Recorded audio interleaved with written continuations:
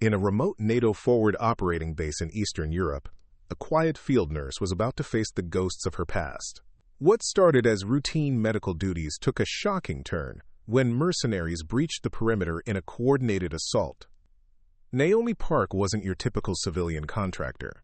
For 10 years, she had spent her life as a U.S. Army Special Operations soldier, known for her precision marksmanship and tactical brilliance that could put bullets through playing cards at 600 meters. When she encountered Staff Sergeant Ramirez's constant mockery and dismissive treatment, she had no idea she was walking into a trap set by Major Gregor Halden, the man who had betrayed her entire team in Sudan. Naomi's instinctive response to protect the wounded and organize the base's defense would lead to a confrontation that would strip away 3 years of carefully constructed invisibility. What began as a siege by professional mercenaries would become a deadly chess match between a former operator seeking redemption and the handler who had gotten her teammates killed. The NATO base would never be the same after the ghost nurse revealed that some wounds only heal when you stop running from who you really are. Before we jump back in, tell us where you're tuning in from, and if this story touches you, make sure you're subscribed because tomorrow I've saved something extra special for you. Naomi Park moved through the NATO forward operating base like morning mist, present but somehow insubstantial. At 32, she had perfected the art of occupying space without claiming it. Her black hair stayed pulled back in a regulation bun, her gray medical fatigues pressed and spotless, her dark eyes focused on tasks rather than faces. The soldiers had started calling her Ghost behind her back within her first week, though none of them bothered to lower their voices when they said it. The base sprawled across a wind-scraped plateau in Eastern Europe, a collection of prefab buildings and reinforced tents that housed 200 NATO personnel conducting joint training exercises.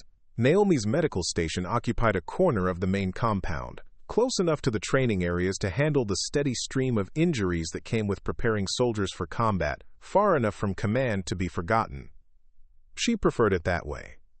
Every morning at 0530, Naomi arrived before anyone else. She'd prep the trauma bay, organize supplies, and brew coffee strong enough to wake the dead. The base hummed with controlled chaos by 0600, drill instructors barking orders, recruits running formations, the constant percussion of weapons fire from the ranges.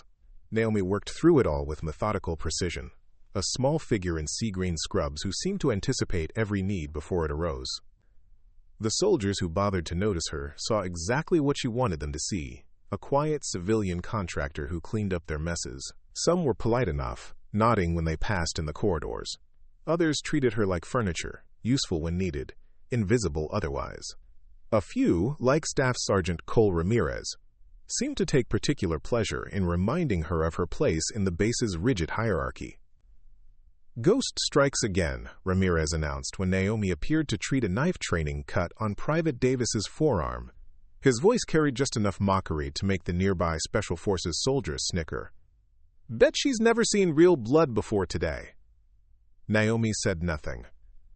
She cleaned the wound with steady hands, applied antiseptic, wrapped the cut in clean gauze. Davis mumbled a thanks. The others had already lost interest, moving on to discuss weekend plans and deployment rotations. Ramirez lingered. "You ever wonder what she did before this?" he asked his squad. "Probably worked in some cushy civilian hospital where the worst thing she saw was appendicitis." "Leave it alone, Cole," said Sergeant First Class Monica Torres, but her tone suggested mild annoyance rather than real reproach. "I'm just saying, when the real stuff hits, we need medics who won't fold under pressure, not—" Ramirez gestured vaguely at Naomi's back. "Whatever this is." Naomi finished the bandage and filed her report without acknowledging the conversation. She'd learned long ago that some battles weren't worth fighting, especially when you had bigger secrets to protect. Let them see a meek civilian nurse. Let them assume she'd crack under pressure. Their assumptions were armor, and armor kept you alive. What none of them knew, what none of them could have guessed, was that Naomi Park was the daughter of Colonel James Phantom Park, whose sniper records were still classified 20 years after his retirement. She wore his watch every day, a simple black Casio that had timed countless missions across 3 wars. She'd inherited more than just the watch when cancer took him 5 years ago. She'd inherited 20 years of training, muscle memory that could put bullets through playing cards at 600 meters, and a precision that extended far beyond marksmanship into every aspect of her existence. But she'd also inherited his burden, the weight of what those skills could do, the responsibility that came with being a weapon disguised as a person. "Miss Park?" Dr. Evan Patel's voice interrupted her thoughts. The base's chief medical officer stood in the doorway, tablet in hand, his kind face creased with concern. "Do you have a moment?" Naomi nodded and followed him to his office, a cramped space that smelled of antiseptic and strong tea. Patel was a good man, a civilian volunteer who joined the NATO Medical Corps to gain trauma experience. He treated everyone with the same gentle professionalism, from fresh recruits to seasoned operators. "How are you settling in?" he asked, settling behind his desk. "I know the environment here can be intense." "It's fine, sir." "Please, just Evan. We're colleagues." He studied her face. "The soldiers aren't giving you trouble, are they? I heard some chatter about nicknames." Naomi's expression didn't change. "Nothing I can't handle." Patel nodded slowly. "You know, I've been reviewing your file. Your field medicine credentials are impressive. Advanced trauma care, emergency surgery techniques, that's specialized training." For a moment, Naomi's carefully maintained mask almost slipped. "I completed a wilderness EMT program before this assignment." "Of course." Patel's tone suggested he didn't entirely believe her, but he was too polite to press. "Well, I want you to know that your work here has been exemplary, professional, precise, calm under pressure. Whatever your background, I'm glad to have you on the team." "Thank you, sir, Evan." After Patel dismissed her, Naomi walked the perimeter path that circled the base. It was her routine during lunch breaks, a solitary circuit that let her check sightlines, assess defensive positions, and catalog potential threats. Old habits died hard, especially ones that had kept her alive through 10 years of covert operations. The kennels sat on the eastern edge of the compound, housing the base's working dogs. Most were German shepherds trained for patrol and detection work. Shadow was different. The black Belgian Malinois had been retired early due to PTSD, the handler had explained when Naomi first visited. Too many IEDs, too many firefights. Now he spent his days in the kennel, watchful but withdrawn. Naomi understood withdrawal. "Hey, boy," she said softly, approaching his pen. Shadow's ears perked at her voice. Unlike the other dogs who barked or wagged at visitors, Shadow simply watched. His dark eyes held the same careful distance that Naomi saw in her own reflection every morning. She slipped him a piece of jerky through the chain link. Shadow took it delicately, never breaking eye contact. There was recognition there, she thought. One damaged soldier acknowledging another. "Park!" The voice made her turn. Lieutenant Petra Novak approached with her usual brisk efficiency. The Czech liaison officer handled logistics and coordination between the various NATO units stationed at the base. "I've been looking for you." "Ma'am?" "Petra, please. We're getting an update on next week's training schedule. Larger group coming in, special forces from 3 different countries. They'll need comprehensive medical support." Novak consulted her tablet. "I'll need you to expand the trauma protocols and coordinate with the field hospitals." "Of course." Naomi accepted the file Novak handed her. "How many personnel?"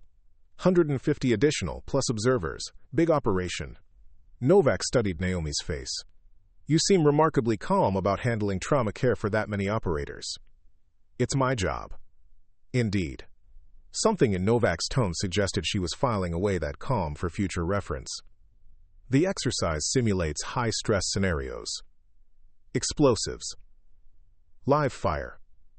Close-quarters combat. Things can get realistic. Naomi nodded. In her experience, things always got realistic eventually. The trick was being ready when they did. That evening, as the base settled into its after-hours rhythm, Naomi sat in her small quarters reviewing medical supply inventories. Her room was spartanly furnished.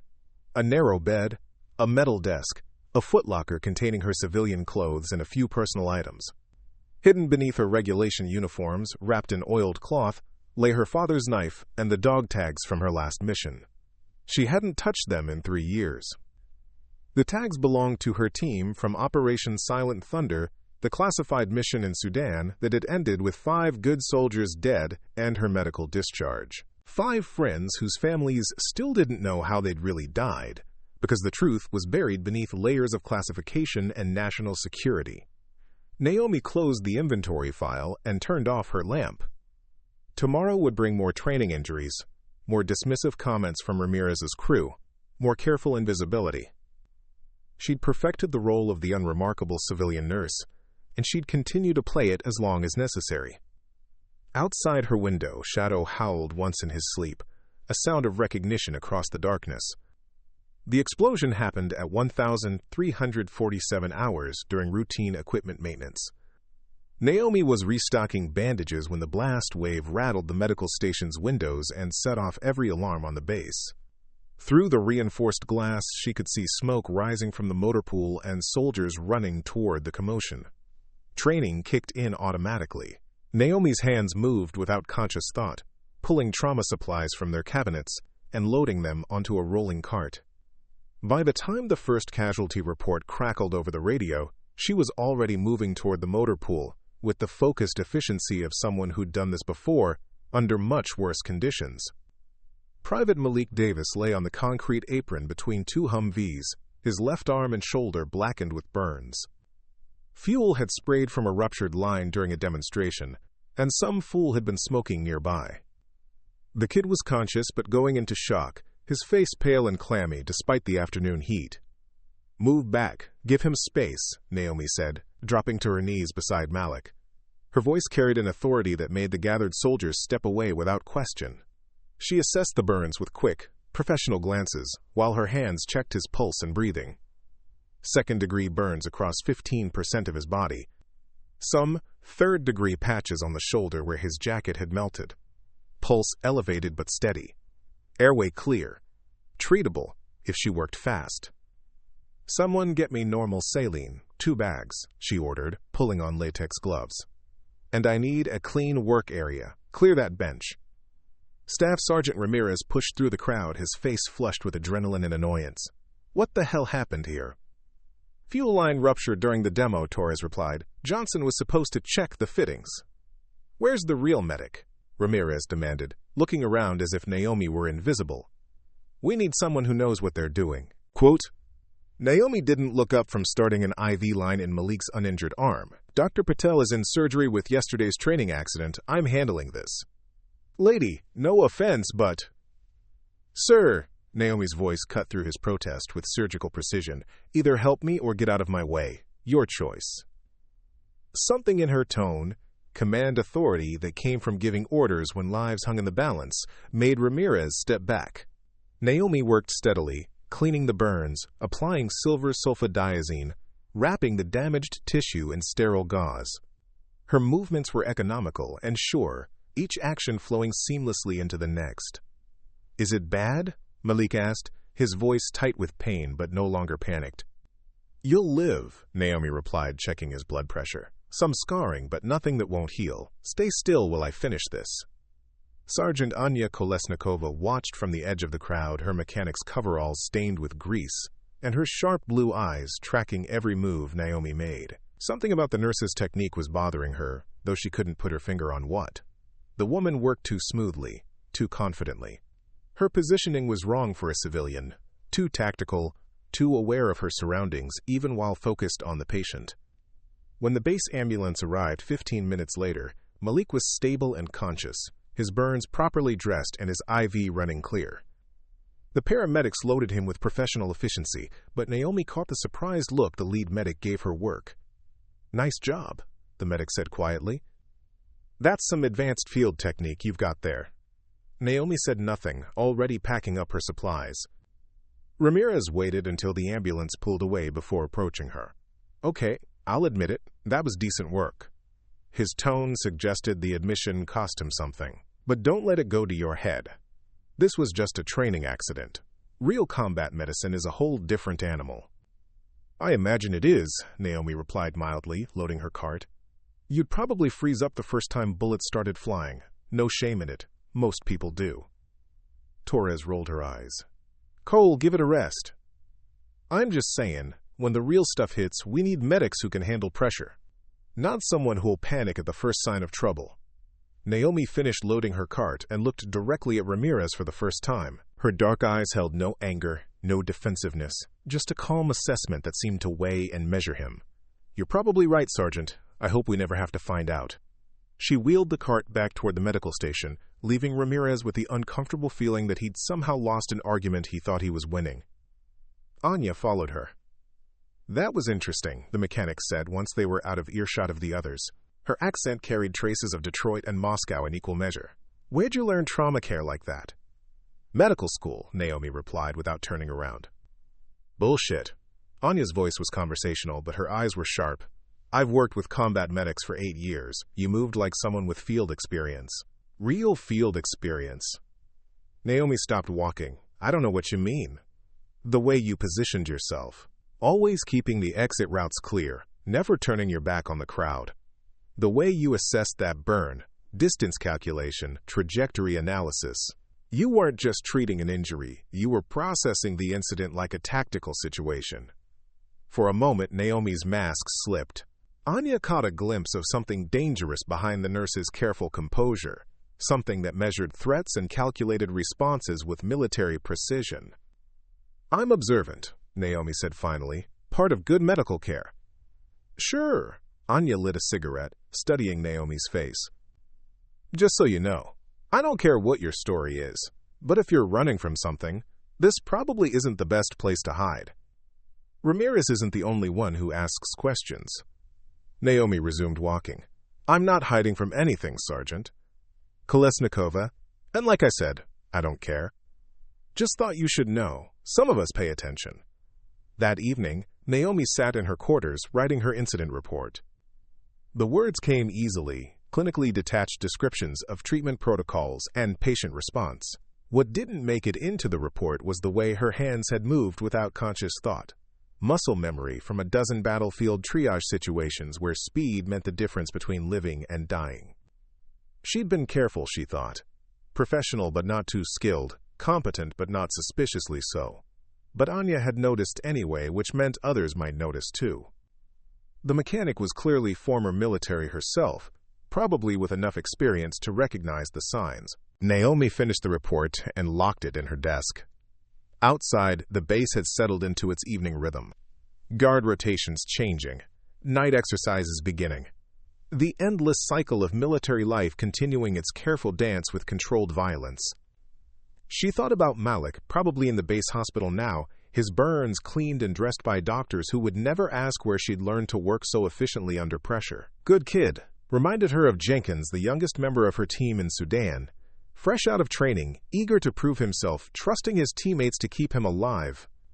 Jenkins had died first in the ambush, a sniper's bullet through the chest before any of them knew they were under attack. Quick and clean, which was more mercy than the others had received. Naomi shook her head, pushing the memories back into their carefully constructed boxes. That was another life, another person. The woman who'd led fire teams through hostile territory and called in airstrikes on enemy positions had died in the desert 3 years ago. What remained was just a nurse who wanted to help people heal instead of causing them harm. But as she prepared for bed, Naomi caught herself checking the locks on her door and positioning her chair to face the entrance. Old habits died hard, especially the ones that had kept her alive when everyone else had died. Anya Kolesnikova had always been good at reading people. Growing up in Detroit with a Russian father and Polish mother had taught her to notice the small signs that revealed who someone really was beneath their public face. 8 years in the Army had sharpened that skill into something approaching a superpower. Which was why she found herself watching Naomi Park with growing fascination and suspicion. The nurse moved through the base like someone conducting reconnaissance. Her routes varied daily but always included the perimeter, the communications center, and the armory. She positioned herself with automatic situational awareness. Back to walls. Clear sight lines to exits. Never trapped in dead-end conversations. When she walked through doorways, she sliced the pie like someone clearing rooms for hostile contacts. Most telling of all, she'd started gravitating toward Shadow. Anya found them together in the early morning hours, before the base came fully awake. Naomi sat outside the dog's kennel, speaking to him in low, soothing tones, while Shadow watched her with the intense focus of a working animal recognizing a kindred spirit. "He likes you," Anya observed, approaching with 2 cups of coffee. Naomi accepted the cup with a nod of thanks. He's been through a lot.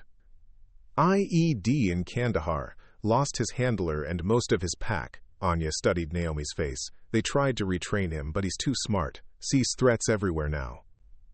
Sometimes that's necessary. Is it? Anya lit her morning cigarette. Or sometimes it's just trauma that looks like wisdom. Naomi was quiet for a long moment, watching Shadow pace his small enclosure. You're very philosophical for a mechanic. You're very tactical for a nurse. They sat in comfortable silence until the base began stirring around them. Anya finished her cigarette and stood to leave, but paused at the gate. There's a memorial wall in the main corridor, she said casually. Names of everyone killed in action over the past 10 years. You should check it out sometime. Interesting reading. Naomi said nothing, but Anya caught the slight tension in her shoulders. That night, Naomi dreamed of desert and fire. She was back in the Humvee, watching the convoy ahead through her field glasses. Operation Silent Thunder was proceeding according to plan, a surgical strike to extract a high-value intelligence asset from a terrorist compound outside Khartoum. Simple mission profile, minimal risk, in and out before dawn. The ambush came from everywhere at once. RPGs from concealed positions, machine gun fire from buildings that should have been empty, coordinated small arms fire that spoke of professional military training rather than insurgent opportunism. Someone had sold them out, fed their route and timing to the enemy with surgical precision. Contact left! Contact left! Torres's voice over the radio, cut short by static and screaming. Jenkins went down first, his radio operator's antenna making him a priority target. Rodriguez tried to reach him. Caught 3 rounds in the back for his trouble. The Humvee lurched as their driver slumped over the wheel, and suddenly they were rolling, the world spinning in slow motion while Naomi fought to keep her medical kit from becoming projectiles. When the vehicle came to rest upside down, she was the only one moving. The extraction helicopter burned on a hilltop 3 clicks away, its crew dead before they'd known they were in danger. The asset they'd come to retrieve was already gone, spirited away by the same forces that had set the trap. Someone had known their plans, their timing, their routes. Someone had wanted them dead. Naomi woke in her narrow base bunk with sweat cooling on her skin and her father's watch showing 0347 hours. The dream was always the same, accurate to the last detail, precise as a after-action report. She lived through that night enough times in her sleep to wear grooves in her memory. She pulled on her duty uniform and walked the perimeter, letting the cool air clear her head. The guards nodded as she passed, accustomed to her insomnia by now. Ghost keeping her strange hours, harmless enough. On her 3rd circuit, she found herself in the main corridor Anya had mentioned. The memorial wall dominated one side of the passage, black granite engraved with names and dates stretching back 20 years. She'd avoided it since arriving at the base, but now she read through the entries with professional interest. Her team wasn't listed. Operation Silent Thunder remained classified, their deaths officially attributed to a training accident back home. But other names caught her attention. Soldiers she'd known in passing, operators from sister units, good people who died in bad places for complicated reasons. Telling and preparing this story took us a lot of time, so if you are enjoying it, subscribe to our channel, it means a lot to us. Now back to the story. At the bottom of the wall, almost hidden among the older entries, she found what she was looking for. Major Gregor Halden, KIA, Sudan, 3 years ago. Except Gregor Halden wasn't dead. She'd seen him on the satellite feeds 2 days before her team's final mission, coordinating intelligence assets and providing tactical oversight. He'd been the one who'd briefed them on the extraction route, the one who'd assured them the target area was clean, the one who'd known exactly where they'd be when the shooting started. Naomi stared at the name until the letters blurred. If Halden was officially dead, then he'd gone rogue sometime after Sudan, which meant her team's deaths hadn't been the result of intelligence failure or bad luck. They'd been deliberately sacrificed to maintain his cover. Trouble sleeping? She turned to find Staff Sergeant Ramirez watching her from the corridor junction. He wore PT gear and looked like he'd been running, though his attention was focused entirely on her reaction to the memorial wall. Just paying respects, she said evenly. Ramirez moved closer, ostensibly reading the names but clearly studying her face. Anyone you know? Everyone knows someone. True enough, he pointed to a cluster of recent entries. Lost those guys in Syria last year. Good soldiers, all of them. Makes you wonder what they'd think about civilians playing dress-up in their honor. I don't understand. Oh, I think you do. Ramirez's voice carried a new edge, sharper than his usual mockery. See, I've been asking around about you, Ghost. Funny thing, nobody seems to know much about your background. Medical school, sure, but which one? Previous employment, references, all that paperwork that usually follows people around. Naomi kept her expression neutral. Personnel files are confidential. For military personnel, sure, but civilian contractors? That's all public record. Should be anyway. Ramirez stepped closer, close enough that she could smell sweat and aggression. Makes a man wonder what someone might be hiding. Or who they might be hiding from. I'm not hiding from anyone, Sergeant. Maybe not. But you're sure as hell hiding something. His eyes glittered with the satisfaction of someone who thought he'd found a weakness to exploit. Question is, what happens when the brass finds out their ghost nurse might not be what she seems? Before Naomi could respond, Shadow started barking from the kennels, not his usual watchful alertness, but sharp, urgent alarm calls that echoed across the base. Both soldiers turned toward the sound, training overriding personal conflict. Perimeter alert, Ramirez muttered, checking his radio. The barking continued, joined by other dogs and then by human voices shouting orders in the distance. Naomi felt her pulse quicken with familiar adrenaline, the body's automatic response to potential combat. Probably just a sensor malfunction, Ramirez said, but his hand drifted toward his sidearm. Happens all the time out here. Naomi said nothing. In her experience, dogs like Shadow didn't bark at sensor malfunctions. They barked at threats. Real ones. The base's alert klaxon began wailing, its electronic shriek cutting through the night air like a blade. Emergency lighting flooded the corridors, bathing everything in red, and Naomi felt time slow as her mind shifted automatically into combat mode. Training took over. Threat assessment, tactical analysis, preparation for action. The careful mask she'd worn for months began to slip, as instincts older and deeper than her nursing persona surfaced from their hiding places. Ramirez was still talking, something about false alarms and overreactive security protocols, but Naomi wasn't listening anymore. She was counting seconds, calculating response times, and remembering what it felt like to be responsible for keeping people alive when everything went to hell. Shadow's barking grew more urgent, and somewhere in the distance, she heard the distinctive whop-whop-whop of helicopters approaching fast. Too fast for a scheduled flight, too many for a supply run. The last piece of her cover was about to be stripped away, and there was nothing she could do to stop it. The first explosion came at 0423 hours, a deep percussion that shook dust from the ceiling tiles and sent coffee cups crashing to the floor. Naomi was moving before the sound finished echoing, muscle memory overriding 3 years of careful restraint. She dropped flat as the second blast followed, closer this time, and felt the familiar weight of combat settling over her like a well-worn coat. Emergency lighting bathed the corridor in hellish red as the base's defensive systems came online. Through the reinforced windows, Naomi could see muzzle flashes winking in the darkness beyond the perimeter. Professional tactics, coordinated fire patterns, suppressive barrages designed to keep defenders pinned while assault teams moved into position. This wasn't some random insurgent attack. This was military precision. "What the hell?" Ramirez started to say, but his words were cut off by the sharp crack of rifle fire and the distinctive whistle of incoming mortars. The building shuddered as another explosion rocked the motor pool, sending a pillar of flame into the night sky. Naomi's training kicked in automatically. Threat assessment, coordinated assault from multiple vectors, professional tactics suggesting military-trained attackers, base defenses, minimal, designed for training operations rather than actual combat. Personnel, mostly support staff and trainees, not frontline combat troops. They were outnumbered, outgunned, and caught completely off guard. "We need to get to the command center," she said, rising to a tactical crouch. Her voice carried an authority that made Ramirez look at her with new attention. "Communications, casualty reports, defensive coordination. Since when do you?" The question died as Shadow's barking reached crescendo, joined by screams from the direction of the perimeter guards. Through the smoke and chaos, Naomi could see figures moving with military precision, black-clad assault teams flowing through breaches in the fence line, like water through cracks. "Move, now!"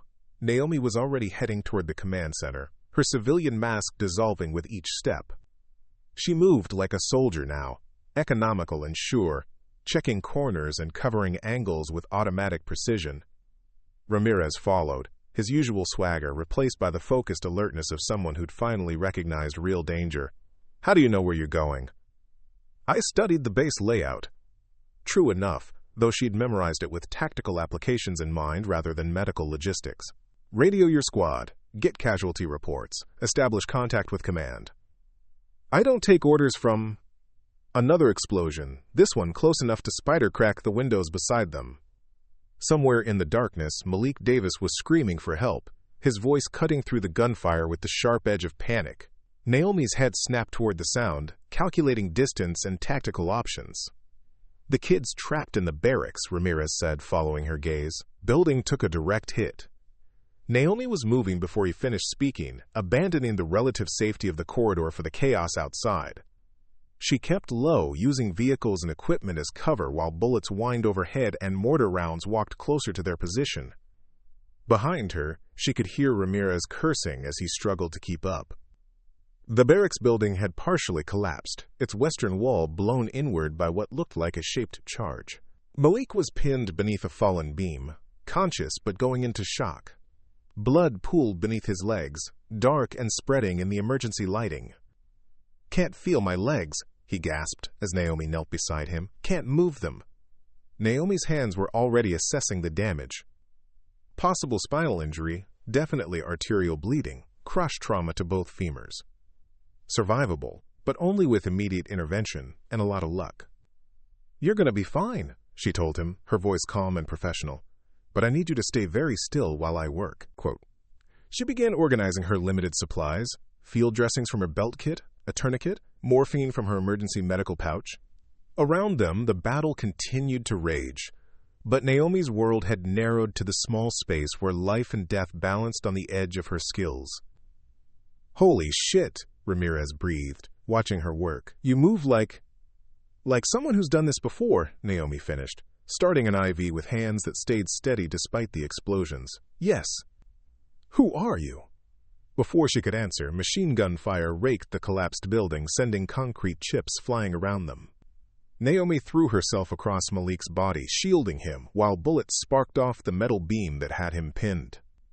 "Suppressive fire from the northwest corner," she called to Ramirez. "Single gunner, probably trying to keep us from organizing a defense." "How do you—" "Cover me." Naomi was already moving, dragging her medical kit toward better concealment. "I need 2 minutes to stabilize him, then we move."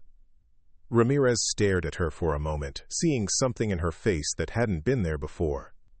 Then training took over, and he began laying down covering fire, while Naomi worked with the focused intensity of someone who'd learned battlefield medicine under much worse conditions. 2 minutes later, Malik was stable enough to move. Naomi had improvised a spine board from debris and rigged a pressure bandage that would hold until they reached proper medical facilities. If proper medical facilities still existed. "We need to get him to the medical center," she told Ramirez. "Can you carry him?" "What about you?" Naomi was already scanning the battlefield, her mind processing tactical information with automatic efficiency.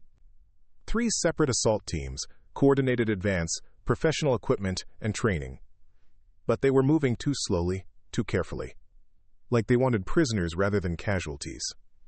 "I need to check on the others," she said. "Get Malik to Dr. Patel, then find Lieutenant Novak. We need to organize a proper defense." "Lady, I don't know who you think you are, but right now I'm the person keeping you alive." Naomi's voice carried the absolute authority of someone accustomed to being obeyed under fire. "Move." Ramirez looked into her eyes and saw something that made him shut up and follow orders. The command center was a chaos of shouting voices and flashing warning lights when Naomi arrived 20 minutes later. Lieutenant Novak stood at the main communications console, her usual diplomatic composure cracked by the reality of coordinating a defense against professional attackers. Around her, junior officers and NCOs struggled to establish contact with scattered units and assess the scope of the assault. Communications are down to outlying posts, Novak was saying into her radio. Casualties unknown. Perimeter has been breached in at least 3 locations. Ma'am, Naomi's voice cut through the noise with surgical precision. Situation report? Novak looked up, her face streaked with dust and stress. Miss Park? You shouldn't be here. This is a restricted area during combat operations. The medical center is overrun with casualties. Dr. Patel sent me to coordinate triage priorities. Not entirely true, but close enough for emergency conditions. What's our tactical situation? Tactical? Novak's voice carried a note of hysteria. We're a training base, not a combat unit.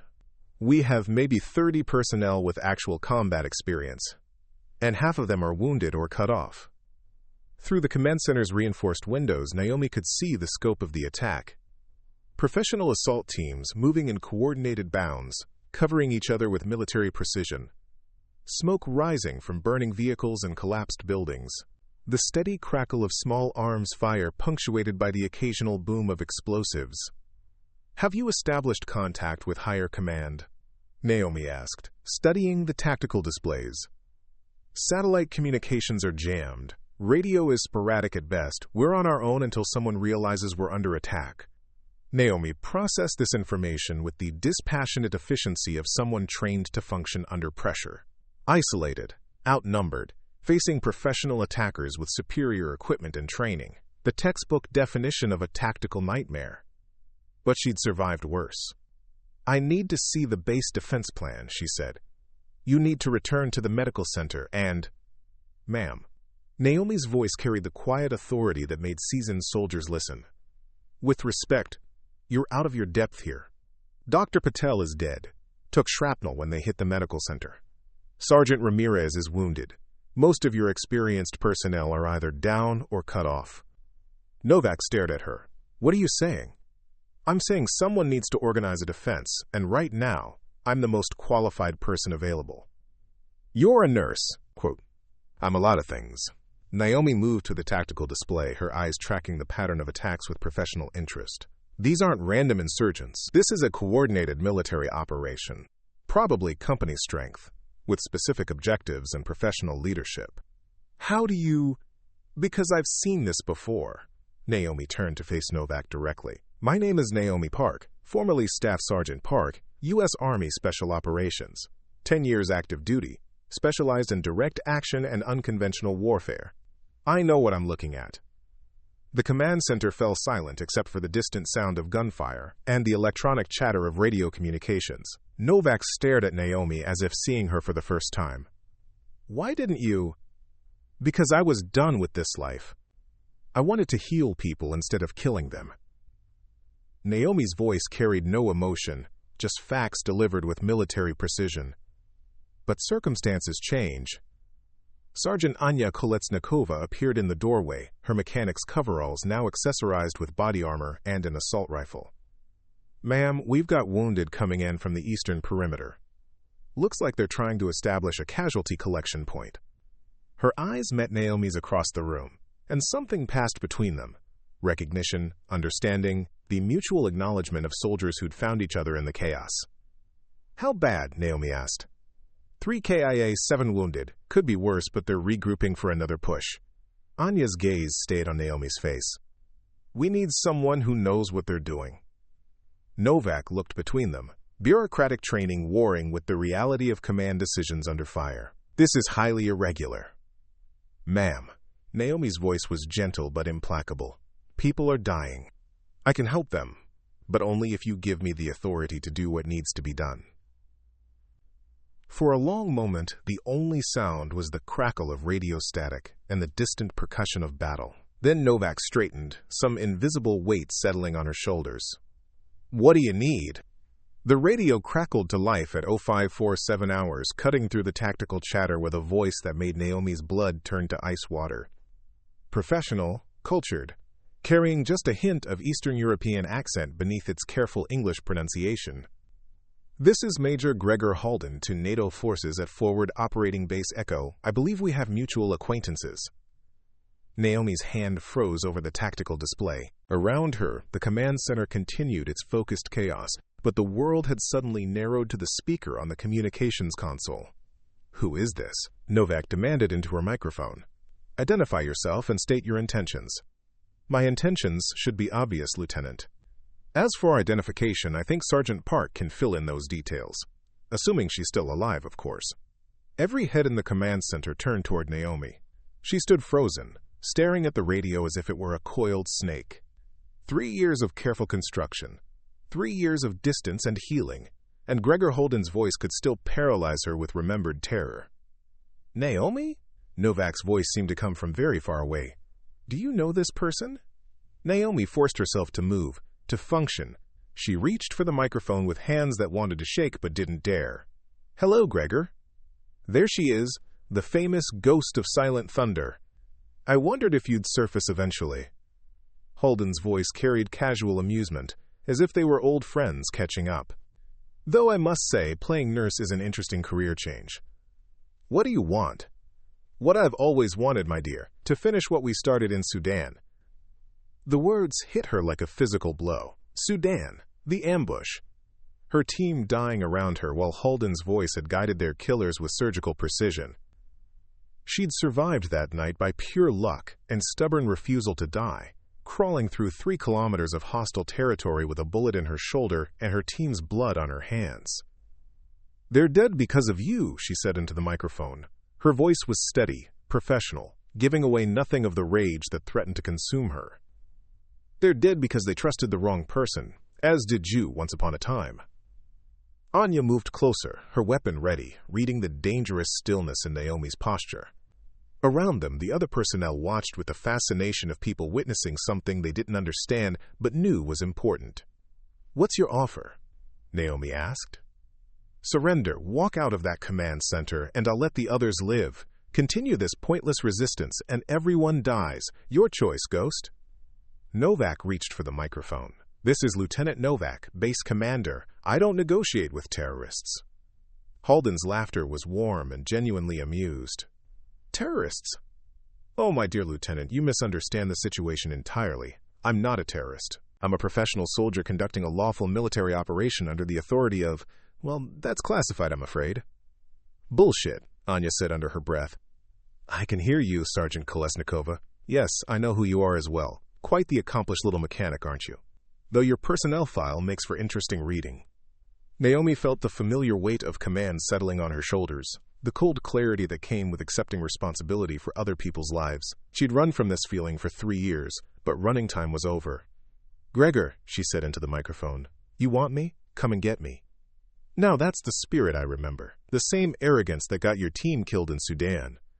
The same skill that kept me alive when you tried to have me murdered. Naomi's voice carried the Arctic chill of absolute certainty. "I survived you once, I can do it again." "Perhaps. But can your new friends? That young private you saved earlier. Davis, isn't it? And the good Sergeant Ramirez, so brave, so determined to prove his worth. How many of them are you willing to sacrifice for your pride?" Naomi closed her eyes, seeing her old team's faces in the darkness. Jenkins with his eager grin, Rodriguez with his terrible jokes, Torres with her quiet competence. All dead because she'd trusted the wrong person, believed the wrong intelligence, followed the wrong orders. She opened her eyes and looked around the command center. At Novak, trying to project confidence she didn't feel. At Anya, reading her face with soldier's intuition. At the young communications technician whose hands shook as he monitored the radio frequencies. More good people who would die if she made the wrong choice. But this time, she wouldn't be making it blind. "1 hour," she said into the microphone. "Give me 1 hour to consider your offer." "How gracious of you. 1 hour, then. But don't try anything clever, Ghost. I know how you think." The radio went silent. Naomi set down the microphone and turned to face the room. Every eye was on her, waiting for explanation, for leadership, for some sign that they weren't all about to die in a foreign field for reasons they didn't understand. "Sergeant Kolesnikova," she said, "how long to repair that communications drone?"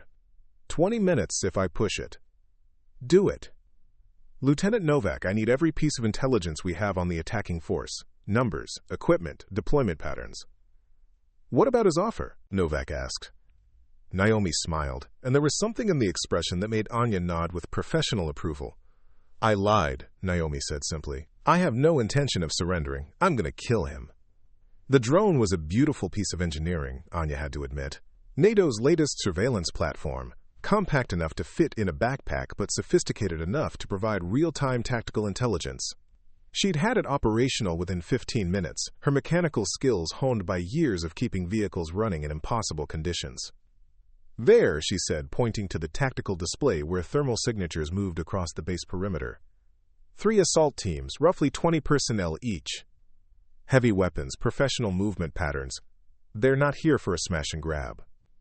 Naomi studied the display with the focused intensity of someone reading a favorite book. Deployment pattern suggests siege tactics. They want to contain us, not overrun us, which means they need something here intact. Or someone, Novak added quietly. Exactly. Naomi traced movement patterns on the screen. They're being careful, methodical, professional soldiers following a specific mission profile. Around them, the command center had transformed into something resembling a functional military unit. Anya had organized the technical personnel into an efficient support team. Novak had established communication with the scattered defensive positions still holding out across the base. Even Ramirez had dragged himself in, his left arm in a makeshift sling but his weapon ready. "What's the plan?" he asked. His usual swagger was gone, replaced by the focused alertness of someone who'd finally understood the stakes. Naomi pointed to the base schematic. "We can't hold the perimeter. Too much ground, not enough people. But we can funnel them into kill zones, make them pay for every meter." "The fuel depot," Anya said, following Naomi's tactical analysis. "If we wire it right, we can channel their advance through the motor pool. Natural choke point." "Exactly. Set charges on the depot, but don't detonate until they're committed to the assault. Use the explosion to mask our movement to secondary positions." Novak looked uncertain. "That's our primary fuel storage. If we destroy it. If we don't destroy it, we'll all be dead anyway." Naomi's voice carried the matter-of-fact tone of someone who'd made harder choices under worse conditions. "Sometimes you have to break things to save them." The radio crackled again, Halden's voice smooth and cultured and utterly confident. "Time's up, Ghost!" "What's your decision?" Naomi keyed the microphone. "I've decided you're right about one thing, Gregor. This is personal between us. But you made one mistake." "Oh? And what's that?" "You assumed I was still the same person you betrayed in Sudan. That I was still carrying the same guilt, the same fear." Naomi's voice was calm, professional, carrying the absolute certainty of someone who'd finally stopped running. "You're wrong." "Am I?" 3 years ago, I blamed myself for my team's death, thought I should have seen the signs, should have known better than to trust you. But I've had time to think about it, and I realized something important. Which is, it wasn't my fault, it was yours. You're the one who sold us out, who fed our position to hostiles, who got good soldiers killed for whatever 30 pieces of silver you were being paid. Naomi's voice hardened. "And now you're going to pay for it." Silence stretched across the radio waves. When Halden spoke again, his voice had lost some of its casual amusement. "How very touching, the Ghost finally finds her backbone. But you're still outnumbered 3-1, outgunned and trapped in an indefensible position. Your emotional catharsis won't change the tactical reality. Maybe not, but it'll make killing you a lot more satisfying." Naomi cut the transmission and turned to her makeshift command team. "Anya, how long to wire the fuel depot?" 10 minutes. "Ramirez, can you coordinate the evacuation of non-essential personnel to the hardened shelters?" "Already in progress." "Novak, I need you to maintain communication with any off-base units. If we don't make it, someone needs to know what happened here." "What about you?" Novak asked. Naomi checked her sidearm, a compact Sig Sauer she'd requisitioned from the armory. It felt familiar in her hands, weight and balance that awakened muscle memories she'd tried to forget. "I'm going to do what I should have done 3 years ago," she said. "I'm going to finish this." The first mortar round hit the command center's eastern wall as she finished speaking, the explosion sending a spray of concrete chips across the room. Emergency lighting flickered and died, replaced by the blood-red glow of backup systems.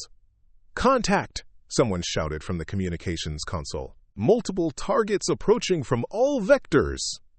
Through the shattered windows, Naomi could see muzzle flashes advancing through the smoke and darkness. "Professional tactics." Coordinated fire and movement, inexorable pressure designed to overwhelm defenders through superior numbers and firepower. But she'd been on both sides of this equation before. She knew how it felt to advance against desperate defenders, and she knew how it felt to hold impossible ground with inadequate resources. The trick was making the enemy pay a price they weren't willing to accept. "Light it up," she said. Anya triggered the charges on the fuel depot, and the night exploded into brilliant orange flame. The blast wave shattered windows across the base and sent a mushroom cloud of fire and smoke rolling into the sky. In the sudden illumination, Naomi could see Halden's assault teams faltering, their careful advance disrupted by the unexpected explosion. "Now," she said, and her small team moved with the fluid coordination of professionals who'd found their rhythm. They flowed from the compromised command center toward predetermined positions, carrying the fight to an enemy who'd expected to face helpless civilians. The real battle was just beginning. But for the first time in 3 years, Naomi Park felt like herself again. The drone's thermal imaging painted the battlefield in stark detail as Halden's final assault wave gathered in the darkness beyond the perimeter. Naomi watched the display with the cold focus of someone reading tactical scripture, her father's training overlaying years of hard-won experience. "There," Anya said, pointing to a heat signature moving differently from the others. "Command vehicle, staying back from the main force. That'll be your boyfriend." Naomi studied the pattern. 3 assault teams moving in coordinated bounds, suppressive fire from concealed positions, textbook military advancement. The Halden's vehicle held position on high ground, 800 meters out, classic Overwatch for a commanding officer who preferred to direct rather than lead from the front. "He always was careful," she murmured, "never took unnecessary risks." "Except for betraying Special Forces teams," Ramirez added grimly. His wounded arm was immobilized, but his shooting hand remained steady on his rifle. That wasn't a risk for him. It was a payday. Naomi traced firing lanes on the tactical display. "But he's got one weakness. He's predictable, always positions himself where he can observe and direct, always maintains multiple escape routes." The base shuddered as mortar rounds walked closer to their position. Outside, Halden's teams had regrouped after the fuel depot explosion and were advancing with renewed purpose. Professional soldiers adapting to changing conditions but still following the tactical doctrine their commander preferred. "What's the play?" Novak asked, her diplomatic composure finally cracking under the strain of sustained combat. Naomi was quiet for a moment, calculating distances and angles with the automatic precision of someone who'd learned mathematics on battlefields. When she spoke, her voice carried the calm certainty of someone who'd finally stopped running from who she was. "I'm going to kill him." "How?" Anya asked. "The old-fashioned way." Naomi moved to the weapons locker and withdrew a familiar shape wrapped in canvas. Her father's custom rifle, the M24 that had been her inheritance and her burden. She'd carried it from base to base for 3 years without firing it, but her hands remembered its weight and balance, like greeting an old friend. "Jesus," Ramirez breathed. "Is that what I think it is?" "Remington 700 action, custom barrel, military-grade optics." Naomi's hands moved with automatic efficiency, checking the rifle's condition and loading a magazine with match-grade ammunition. Effective range 1,200 meters in the right hands. "And you've got the right hands?" Naomi's smile was arctic. "I'm my father's daughter." The radio crackled again. Halden's voice, still confident but carrying an edge of impatience. "Last chance, Ghost. Surrender now or watch everyone around you die." Naomi keyed the microphone. "Gregor? Remember what you taught me about tactical patience?" "I taught you many things, most of which kept you alive longer than you deserved. You taught me that the best shot is the one your enemy never sees coming." Naomi's voice was conversational, almost friendly. "Thanks for the lesson." She cut the transmission and moved toward the building's rooftop access. Behind her, the command team worked with the focused efficiency of professionals who'd found their rhythm under fire. Anya coordinated defensive positions, Novak maintained communication with scattered units, and Ramirez directed the walking wounded who'd insisted on staying in the fight. The roof offered clear sightlines across the base perimeter. Through her rifle's scope, Naomi could see Halden's command vehicle positioned exactly where she'd expected it. High ground with multiple escape routes, close enough to maintain tactical control, but far enough back to avoid direct engagement. She settled into a stable shooting position, muscle memory from countless hours of training taking over. Breathing controlled, heartbeat steady, the world narrowing to the precision interface between eye, scope, and target.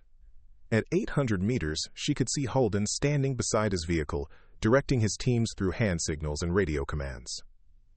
Still careful, still predictable. Naomi took up trigger slack and began her breathing cycle. In the scope, Halden moved with the confident ease of someone who'd never doubted his own tactical superiority. He'd betrayed her team, gotten good soldiers killed, and turned military service into a mercenary enterprise for personal profit. The crosshair settled on center mass. Range 800 meters, wind negligible, target stationary. An easy shot for someone with her training. Her finger caressed the trigger, and Halden's head exploded in the scope. Except it wasn't Halden. Shadow's bark echoed across the rooftop, sharp and urgent, the warning cry of a dog who'd learned to recognize ambushes. Naomi rolled sideways as the real sniper's bullet cracked past her position, close enough that she felt the shockwave. "Decoy," she muttered, scanning for the real threat. "Clever bastard." The second shot came from a different angle, punching through the concrete beside her head. Naomi rolled again, using the rooftop's mechanical equipment for cover while her mind processed the tactical situation. Halden had anticipated her move, positioned a decoy to draw her shot, and now had her pinned down while his assault teams moved to final positions. Professional work. She had to admire his technique even as she plotted his death. The third shot came from the water tower, 600 meters northwest. Naomi caught the muzzle flash in her peripheral vision and smiled grimly. There he was, the real Gregor Halden, positioned exactly where someone with his training and paranoia would choose. High ground, clear fields of fire, multiple escape routes. Still predictable. Naomi waited for the next shot, timing her movement to the rhythm of aimed fire. When Halden's bullet sparked off the air conditioning unit beside her, she was already moving, flowing from cover to cover with the liquid grace of someone who'd learned to dance with death. The counter-sniper duel lasted 17 minutes. Shot and counter-shot across the burning base, two professionals testing skill against skill while the larger battle raged around them. Halden was good, better than good, but he was fighting someone who'd learned from the same instructors and added 3 years of survival experience to the foundation. The killing shot came when Halden tried to relocate to a secondary position. Naomi had anticipated the move, pre-positioned herself to cover his most likely route, and put a match-grade bullet through his shoulder as he crossed the gap between cover points. Not a killing shot, not an accident. When she reached Halden's position 15 minutes later, he was slumped against the water tower's base, his rifle abandoned and his shoulder crudely bandaged, with strips torn from his tactical vest. He looked older than she remembered, harder, with the dead eyes of someone who'd sold his soul in small pieces over the years. "Going to finish it?" he asked as she approached, her rifle trained on his chest. Naomi stood over him, seeing not just the man who'd betrayed her team, but the symbol of everything she'd tried to leave behind. The part of herself that solved problems with violence, that measured success and confirmed kills, that reduced human complexity to target or non-target. "I should," she said quietly. "Yes, you should. I killed your friends. I'd kill you too if our positions were reversed." "I know." Naomi's finger rested on the trigger, a few pounds of pressure away from justice. "That's the difference between us." She lowered the rifle and keyed her radio. "Command, this is Overwatch. Target secured. Require medical assistance for prisoner." Halden stared at her with something approaching amazement. "You're making a mistake." "Maybe, but it's my mistake to make." Around them, the sounds of battle were fading as Halden's assault teams realized their commander was down and their mission compromised. Professional soldiers knew when to cut their losses and extract, especially when the tactical advantage had shifted against them. By dawn, the base was secure, and Gregor Halden was in medical custody, his mercenary operation scattered to the winds. The man who'd haunted Naomi's dreams for 3 years had been reduced to just another wounded prisoner, no longer a ghost from her past, but simply evidence of justice, delayed but not denied. The war was over. The healing could begin. 3 days after the siege ended, the investigators arrived. They came in unmarked helicopters, men and women in civilian clothes carrying briefcases and classified clearances, NATO intelligence, Army CID, alphabet soup agencies that preferred shadows to sunlight. They set up in the rebuilt command center and began the careful process of dissecting what had happened at Forward Operating Base Echo. Naomi sat in a folding chair, answering questions with the patience of someone who'd been through military debriefings before. Her service record lay open on the table between them, previously classified pages now exposed to bureaucratic scrutiny.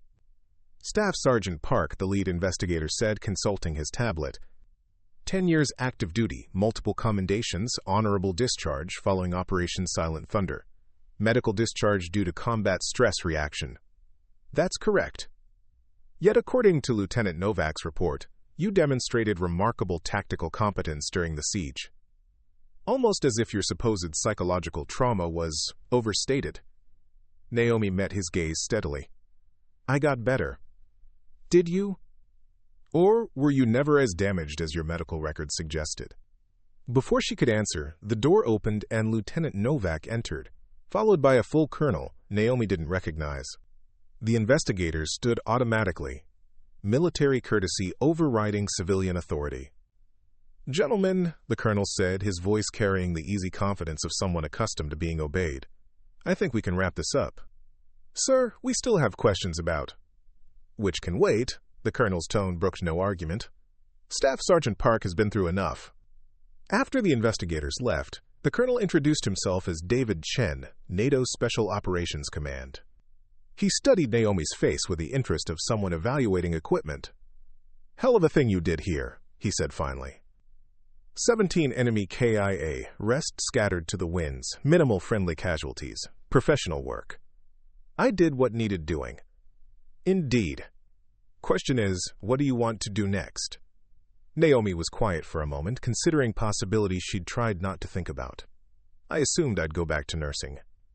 You could. Clean record, exemplary service, glowing recommendations from everyone here. You could disappear back into civilian life, and no one would blame you. Chen paused, but that would be a waste. Of what? Of who you are, what you're capable of. Chen gestured toward the window, where base personnel were rebuilding what the siege had destroyed. Look around. These people are alive because you chose to lead instead of hide.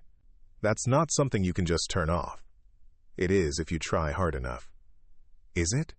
Because from where I sit, it looks like you've been pretending to be someone else for 3 years. And when the moment came, the real Naomi Park stood up and saved the day. Outside, Naomi could see Malik working with a physical therapy team, regaining strength in legs that had been crushed beneath debris. Ramirez supervised a repair crew, his wounded arm in a sling, but his voice carrying the authority of someone who'd learned to lead by following. Anya emerged from beneath a vehicle, grease-stained and grinning, back to doing what she did best.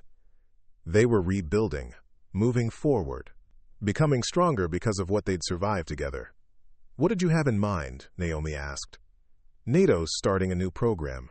Advanced trauma medicine for special operations forces. Not just battlefield surgery, but psychological preparation, stress inoculation, leadership under extreme conditions. Chen's voice carried the enthusiasm of someone describing a solution to a problem he'd been working on for years. We need someone who understands both sides of the equation. Someone who's been there. Someone damaged enough to understand trauma but functional enough to teach others how to handle it. That's one way to put it. Naomi thought about her father's watch, still ticking steadily on her wrist, counting time, measuring moments, marking the passage of days toward some unknown destination. He'd spent 20 years in service, building something larger than himself. Maybe it was time for her to do the same. I'd want Shadow, she said finally. The dog? He's been through what these soldiers will go through. PTSD, trauma recovery, learning to trust again. He could be part of the training program. Chen smiled. I think that can be arranged. That evening, Naomi walked the perimeter one last time as a civilian contractor. Tomorrow, she'd be back in uniform. Back to serving something larger than herself. But the choice felt different this time, motivated by purpose rather than escape. At the kennels, Shadow waited with the patient attention of someone who'd learned that good things came to those who endured. She opened his cage and watched him step out into the freedom he'd forgotten how to want. "Ready for a new job?" she asked. Shadow looked up at her with dark eyes that held recognition, understanding, acceptance. Two damaged soldiers finding their way back to service, back to purpose, back to the light that lived on the other side of darkness. Behind them, the base hummed with the sounds of rebuilding. Tomorrow would bring new challenges, new students, new opportunities to transform trauma into strength. But tonight, under stars that had watched over battlefields and healing rooms alike, Naomi Park finally understood that she didn't have to choose between warrior and healer. She could be both. 6 months later, Naomi stood before a classroom full of NATO special operations personnel and felt completely at home for the first time in years. The students were elite soldiers from a dozen different countries, men and women who'd been selected for advanced training in battlefield medicine and trauma psychology. They looked at her with the respectful attention of professionals evaluating an instructor's credentials, but she could see the questions in their eyes. Young woman, quiet demeanor, civilian clothes that didn't quite hide the posture of someone who'd learned to move with tactical awareness. "My name is Dr. Naomi Park," she began, using the title that came with her new position. "For the next 6 weeks, I'll be teaching you advanced trauma care, psychological first aid, and leadership under extreme stress." A hand went up. German accent, probably KSK. "Doctor, what's your background?" 10 years Army Special Operations, 3 years civilian nursing, 6 months teaching people like you how to save lives when everything goes to hell. She gestured toward the corner where Shadow lay watching the room with alert attention. "My assistant there has 8 years of combat experience and 2 years of PTSD recovery. Between us, we've seen most of what you'll encounter." Another hand, British, SAS if she had to guess. "Is it true you're the one who took down that mercenary operation in Eastern Europe?" Naomi smiled. "That's classified. But I can tell you that real combat medicine isn't about being a hero. It's about staying calm when everyone else is panicking, making good decisions when you don't have enough information, and keeping people alive when the world is trying to kill them." She moved to the whiteboard and began sketching a trauma scenario. Combat stress affects everyone differently. Some people freeze, some people rage, some people dissociate. Your job isn't to judge those reactions. It's to work through them and accomplish your mission. The lesson continued for 2 hours, theory mixed with practical exercises, academic knowledge reinforced by hard-won experience. Naomi found herself drawing on memories she'd spent years trying to forget, transforming trauma into teaching tools that might keep other soldiers alive.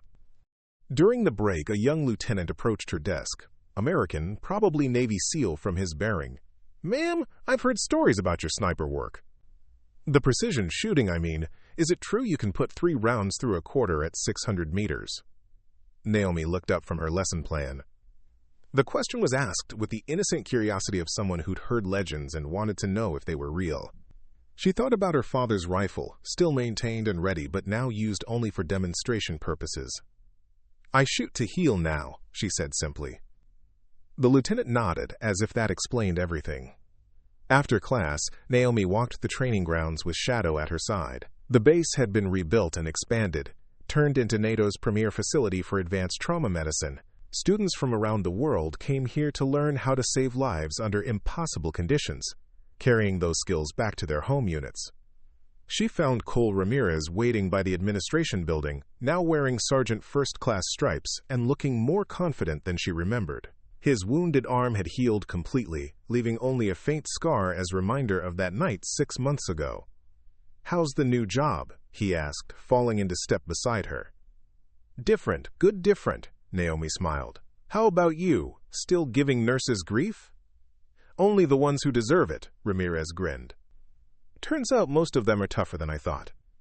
They walked in comfortable silence for a while, two soldiers who'd found their way to mutual respect through shared hardship. The base around them hummed with purpose. Young soldiers learning skills that might save their lives or the lives of their teammates. "I owe you an apology," Ramirez said finally. "No, you don't." "Yeah, I do. I spent months treating you like you were weak, like you didn't belong. Truth is, I was intimidated by how calm you were, how competent. Made me feel like I had to prove something.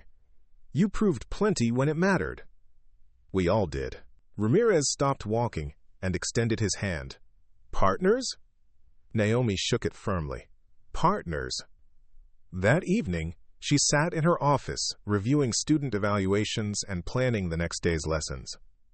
Shadow dozed beside her desk, content in the knowledge that his service had purpose again. Through the window, she could see students practicing trauma scenarios, their voices carrying the focused intensity of people learning skills they hoped never to use. Her father's watch ticked steadily on her wrist, marking time as it had through decades of service. She thought about the young woman who'd enlisted straight out of high school, driven by idealism and family tradition. About the operator who'd learned to lead through crisis and loss. About the broken veteran who'd tried to disappear into civilian life. About the teacher who'd found a way to transform all of those experiences into something larger than herself. Each version of Naomi Park had been real, necessary, part of a journey that led to this moment. She no longer had to choose between warrior and healer, between strength and compassion, between the person she'd been and the person she was becoming. The watch ticked on, counting moments toward an uncertain future. But for the first time in years, Naomi Park was exactly where she belonged, doing exactly what she was meant to do. Precision with purpose, legacy with meaning. Service that saved lives instead of taking them. It was enough. Up next, we have 2 more incredible stories that are waiting for you. Just click the image you want to watch, and it will take you there. If you enjoyed this video, make sure to subscribe. It would mean a lot.